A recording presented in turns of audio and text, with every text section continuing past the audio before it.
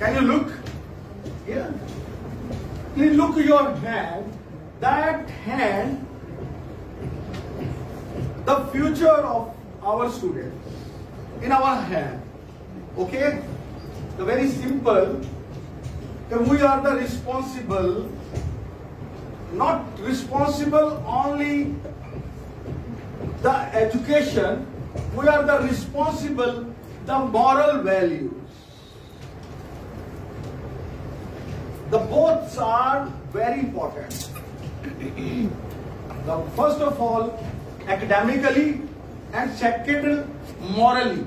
The both, how to educate the students and how to do moral training of the students. The both are okay. पेशे को हम passion बनाएंगे.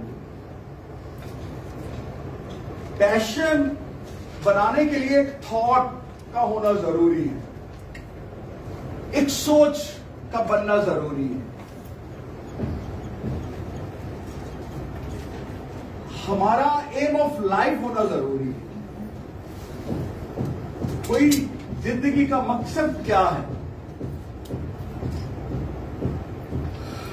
ये हमें सोचना है कि हमारी जिंदगी का क्या मकसद है. बेमकसद आ गए हम, वक्त पास करना है, ठीक है, और चलो जी पढ़ाई कर ली, चूंकि घर वालों की थी ये ख्वाहिश, मुआशरा कहता है कि पढ़ना चाहिए. पढ़ाई की, पढ़ाई के बाद हमने शायद माँ बाप शादी कर देंगे, तो शादी होके जाएंगे जहां भी, ठीक है, तो हमने जाहिर है खाना खुना बनाना है या घर में जो भी काम काज होते हैं ये, और उसमें भी रह के एक डोमेस्टिक मदर की एक थॉट बनती है. बनती कब है? एक टाइम गुजरने के बाद मोस्टली ये होता है. क्यों ना वक्त से पहले ये थॉट बने उसका. और अगर being a profession in education, तो हम लोग विदाउट थॉट कोई अपना मकसद हासिल नहीं कर सकते. जिस पेशे को आपने अडॉप्ट किया, जिस पेशे को आपने अडॉप्ट किया, वो पेशा चूंकि नोबल है और हम एक नस्ल को बनाते हैं, उसकी तरबियत करते हैं, तो जरूरी है कि हम अपने आप को हर तरह से परफेक्ट बनाएं. जैसे एक बात मैं करता हूं, एक बात मैं जैसे करता हूं हमेशा, एक बात कि अगर हम एक फसल लगा लेते हैं कहीं पे भी कल्टीवेशन करके, तो वो फसल खराब होगी, तो कोई एक नस्ल तो खराब नहीं होगी. तो हमारे हाथों में एक नस्ल, एक खानदान का फ्यूचर है हमारे हाथ, जो हमें बनाना है. इसलिए हमें इसमें बहुत कॉन्शियस होना है, जो कि हम शायद वक्त गुजरने के बाद होते हैं, जिससे बहुत ज्यादा नुकसान हो चुके होते हैं. तो जो मेन चीज है वो एक मौलवी, एक उस्ताद के अंदर वो खूबियां होना जरूरी है, जो अमूमन हमारे यहां नहीं होती, जिसकी वजह से हम किसी भी बच्चे का फ्यूचर खत्म कर सकते हैं. देखिए, जो टॉप ऑफ द लिस्ट आएंगे हम, कि टॉप ऑफ द लिस्ट एक इंसान का गुड ह्यूमन बीइंग होना जरूरी है. गुड ह्यूमन बीइंग, एक अच्छा इंसान उसके अंदर होती है कि वो एथिकफुल होता है, मैनर्डफुल होता है, ठीक है, और वो क्वालिटीज जो उसमें होनी चाहिए वो दीन इस्लाम भी देता है. आप देखें कि हमारे यहां नमाज फर्ज हो जाती है, ठीक है ना, और बच्चियों पे 10 साल की उम्र में बॉयज पे 12 साल की उम्र में ये नमाज पढ़ने का उनको, और जो नमाज है वो इंसान को खूबसूरत इंसान बनाने की तरफ लेकर आता है, एक परफेक्ट इंसान बनाने की तरफ, कि उसमें परफेक्शन आ जाए। नमाज पढ़ने से इंसान के अंदर मल्टी डायमेंशंस क्वालिटीज पैदा होती, जो दीन इस्लाम देता है। एक अच्छे मुआशरे का तस्वुर देता है, एक खूबसूरत मुआशरे का तस्वुर देता है दीन इस्लाम, और हमें उस पर अमल करके जो फर्स्ट क्वालिटी मैं बताने जा रहा हूं,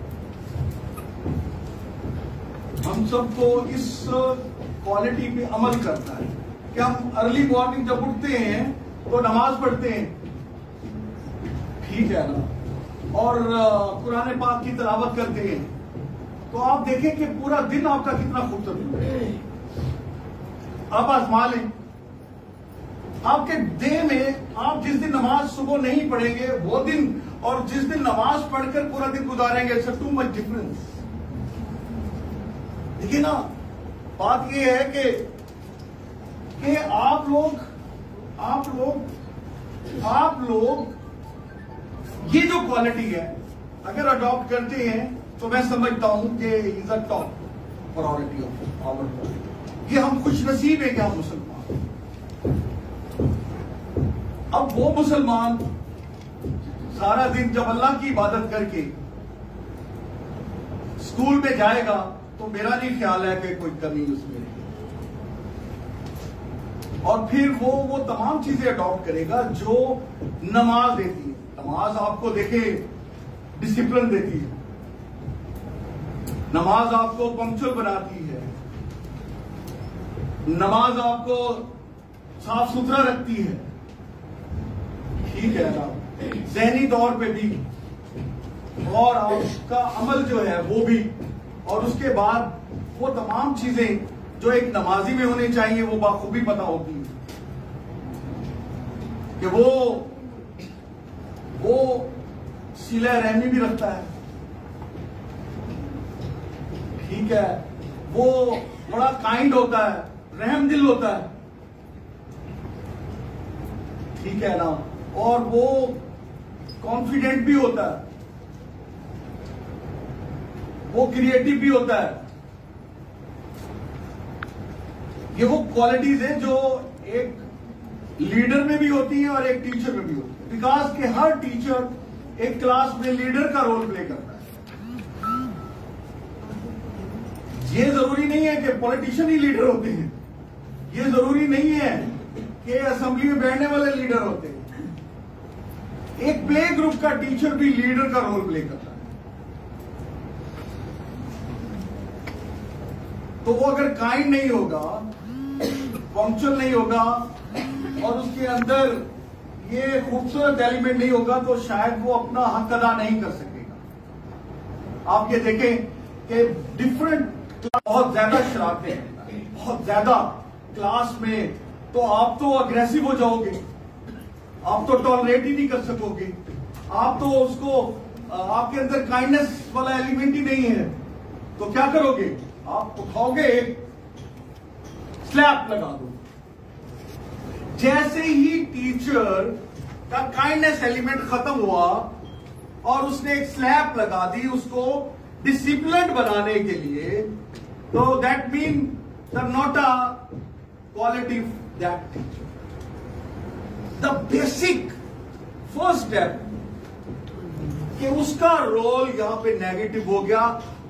उस बच्चे को बजाय अपने टीचर को आइडलाइज करने के, अपनी क्लास, अपने स्कूल को आइडलाइज करने के, वो नो डाउट कि उसको हेट करेगा। जब वो नफरत करेगा अपने उस्ताद से, तो नेचुरली वो क्लास से भी नफरत करेगा, वो स्कूल से भी करेगा, वो किताबों से भी करेगा, वो पढ़ाई से भी नफरत करने लग जाएगा। जो पढ़ाने वाला है वो ही काइंड नहीं है,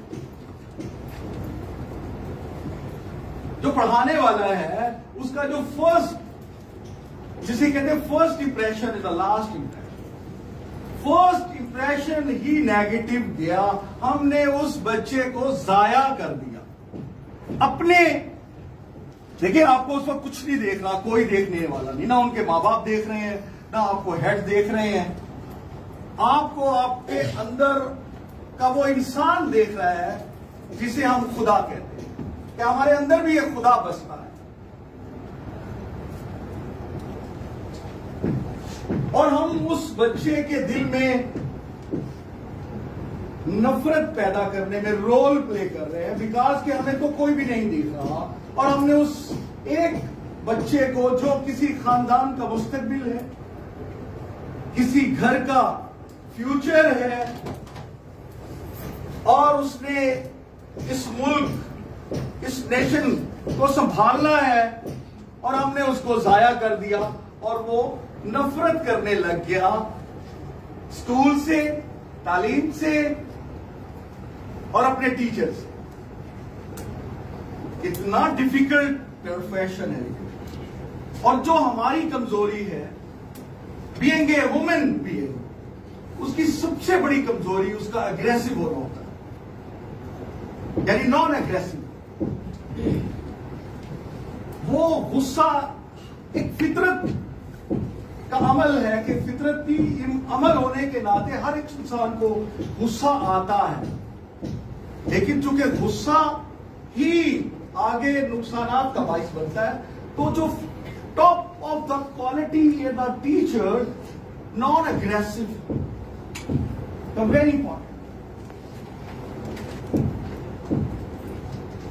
हराम करार दिया गया दीन इस्लाम, कि हम हराम अमल कर रहे हैं, कोई भी अमल कर लो, और गुस्सा अगर कर रहे हो तो वो हराम करार दे। अब देखना ये है कि क्या हम लोग अब जब ऐसा एलिमेंट आता है, तो क्या हम अपने गुस्से पे कंट्रोल कर पाते हैं? ये क्वेश्चन फॉर यू, क्या हम अपने गुस्से पे कंट्रोल कर पाते हैं? जो हमारी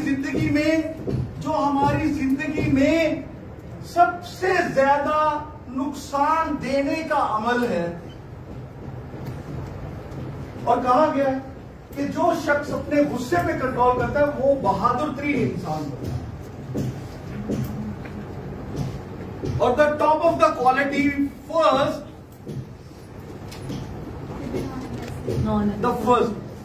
नॉन एग्रेसिव होना। हम लोग अगर ये क्वालिटी अपना लें, तो ना सिर्फ हम अपने बच्चों की तरबियत में बहुत बड़ा रोल प्ले कर सकते हैं, बल्कि हम अपनी जिंदगी को भी खूबसूरत तरीन बना सकते हैं, कि हमारी जिंदगी में खुशियां बहुत ज्यादा आ जाएंगी।